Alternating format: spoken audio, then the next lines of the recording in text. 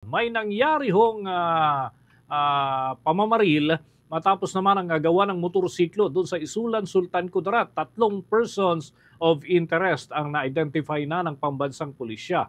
At may pag-ulat hinggil dyan ng Bombo Radio Coronadal.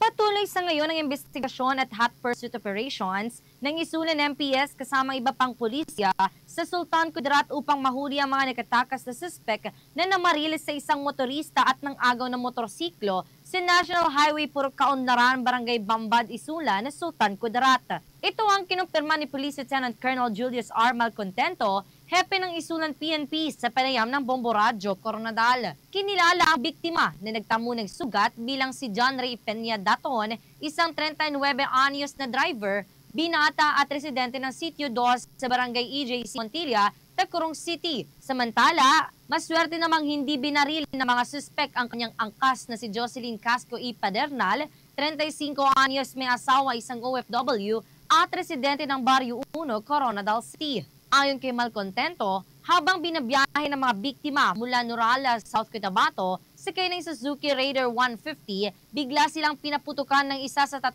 suspek pagdating nila sa nasabing lugar. Matapos ang pamamaril, tinakay ng mga suspek ang ilang motorsiklo.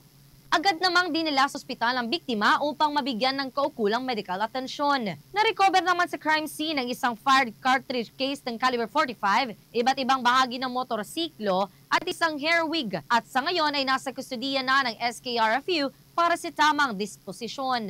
Nananawagan naman si Malcontento sa publiko na maging alerto, ipagbigay alam agad kung sino man ang may alam at kung may makakakita na naturang motorsiklo upang mapabilis ang posibleng pag-aresto sa mga suspek.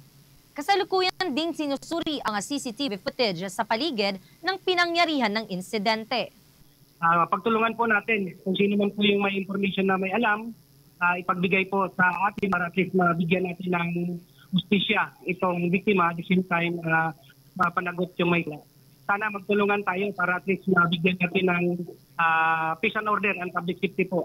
We need talaga, wag lang po sa part na, hindi lang po sa part ng mga concerned agencies, but most especially po, unang-una talaga is kailangan natin yung cooperation ng komunidad. Ang panawagan ni Police Lieutenant Colonel Julius R. Malcontento, ang hepe ng Isulan PNP sa panayam ng Bombo Radio Coronadal. Yan ang ulat mula rito sa Bombo Radio Coronadal para sa Bombo Network News. Ito si Bombo Ella Villanueva para sa the #1 and most trusted radio network in the country, Bombo Radio Philippines. Basta Radio! Bombo!